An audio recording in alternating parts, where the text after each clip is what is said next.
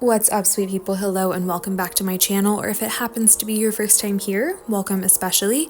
My name's Sally and it means a lot that you've stopped by. I'm a metabolic health nutritionist and I share content on all things holistic nutrition, metabolic health, and lifestyle as a whole. And this week, I am just inviting you into my kitchen to work alongside me as I share some insight into how to prepare nourishing, metabolically supportive meals in a practical, affordable, and honestly rather effortless way for when you're traveling. The week that I'm filming this, my husband and I are preparing to head out of town for a little kind of camping trip. We were staying in like an Airbnb camper that was already in place to Zion National Park. And here I'm just prepping our meals for the week. We had one meal out while we were there. We got some coffees while we were there just for fun. But I wanted to get everything prepped as much as possible ahead of time so that we would have nourishing meals. We were going for calorically dense meals here because of the nature of this trip. We were going to be hiking. We ended up hiking anywhere between 5 and like 11 miles at least every day. And so we wanted nourishing but really kind of calorically dense meals for this trip. So as you saw, I started out by prepping some rice. I did brown rice today because that's what I had on hand.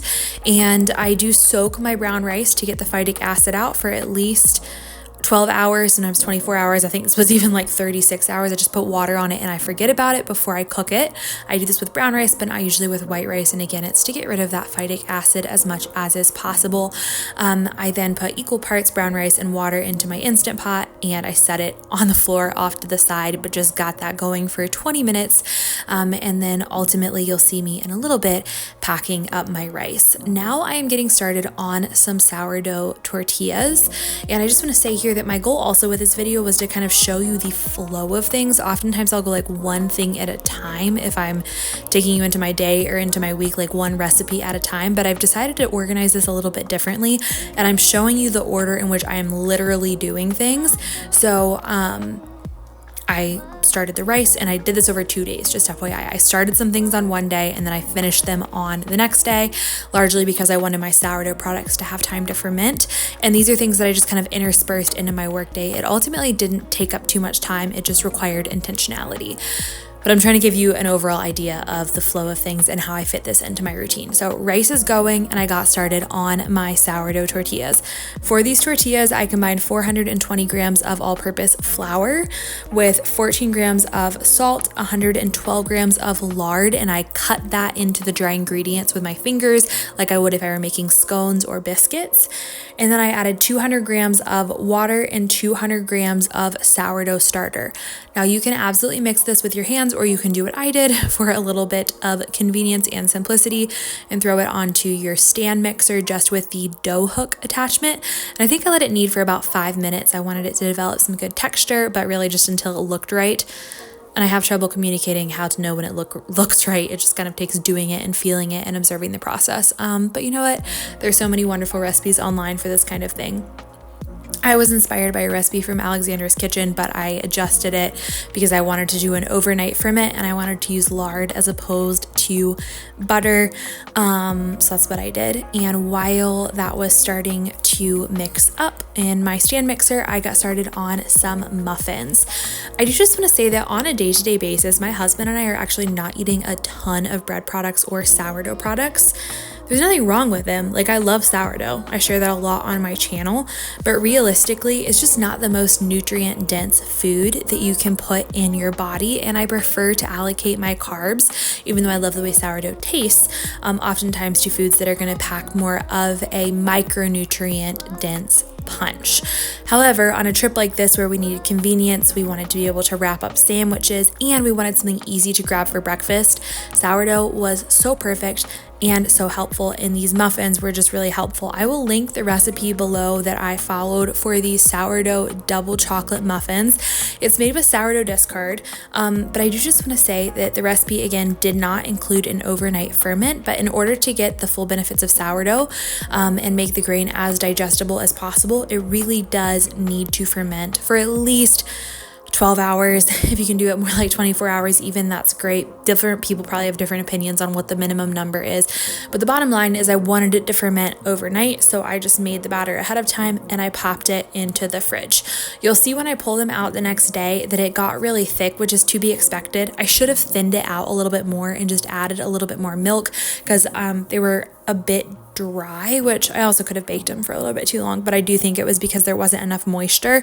But anyways, I think that would have been an easy fix, is just to add a little bit more milk the next morning. But ultimately I mixed my batter all up, put everything in it. I didn't withhold anything. They did poof up just fine. So it totally works for me, at least, to put the baking soda and baking powder in the night before you're gonna bake them. I stuck that in the fridge, and then I pulled my tortilla dough out of the stand mixer and I covered that as well. And that went right into the refrigerator overnight. You will see it tomorrow. Now it's tomorrow. Good morning. Or I don't know what time of day it really was. Again, I just kind of interspersed this amongst my work day. This was kind of a busy day. I was trying to get everything ready to go.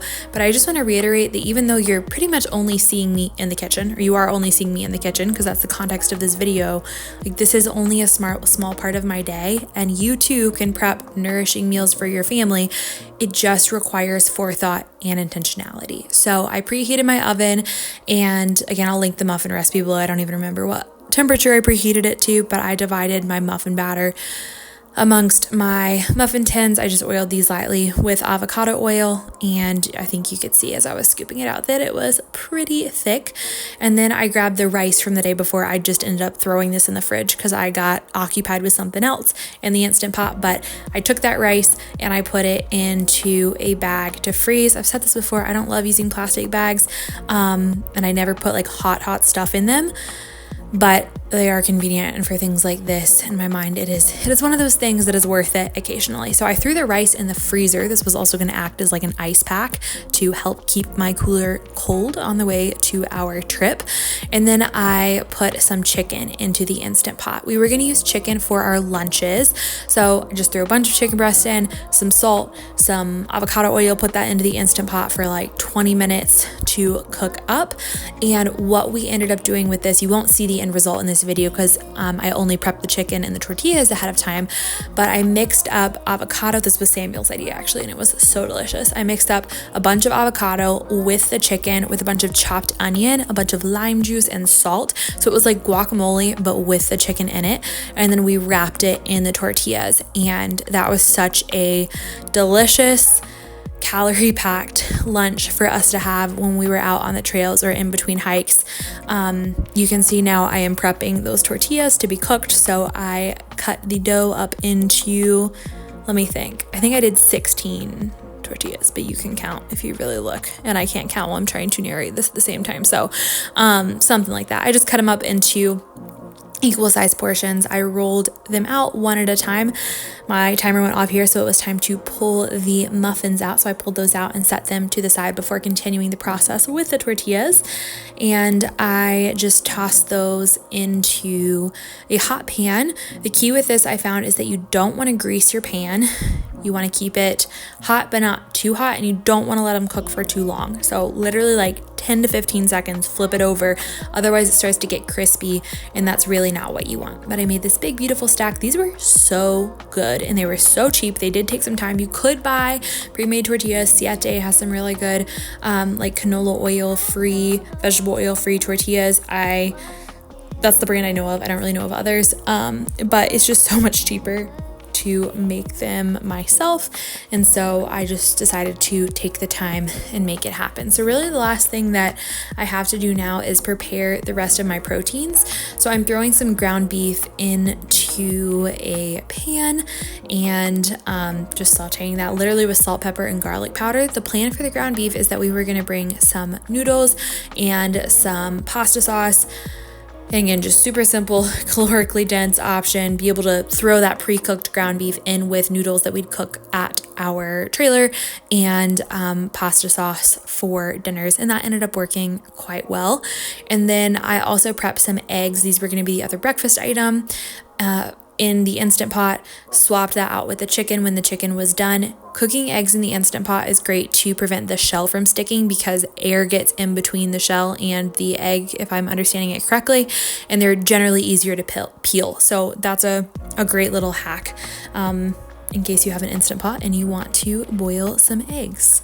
Anyways, I pulled out the chicken and then I just went ahead and shredded it. I didn't yet mix it with the avocado or the other add-ins because I wanted that to stay nice and fresh, and it was easy enough for us to do that at where we were staying the night before each day of hiking. But I shredded it up and then threw that into a container to go in the fridge. And I just want to say, so I said I froze the rice to essentially use as an ice pack. You could do this with everything. I did it with the rice, and you'll see that I also had a pre-made roast that we took along with us. And especially if you're camping not in something that has a fridge. I mean, okay, you can't even, it was like glamping in this like really cute redone trailer that we were in. You can't even really call it camping. But if you're going like proper camping and you don't have a fridge, you could freeze all of your meals, make them ahead of time, and just use them themselves as ice packs and thaw them out over the camp stove before or when it's time to eat. And anyways, I think that's just a really helpful hack. So I pulled my eggs out, I dropped them into an ice bath to stop them from cooking. You saw a moment ago that I packaged up my ground beef. So eggs were for breakfast. We both ate 4 every morning with a muffin or 2. Again, we were trying to fuel up for a long day of hiking. Had those wraps for lunch, had ground beef for dinner, or we had this roast here, which I'd made earlier in the week, or it was left over actually from the week before, and I had just frozen, and then that brown rice, which we had with the roast, all made for a delicious, easy, affordable week of eating. And until next time, bye y'all.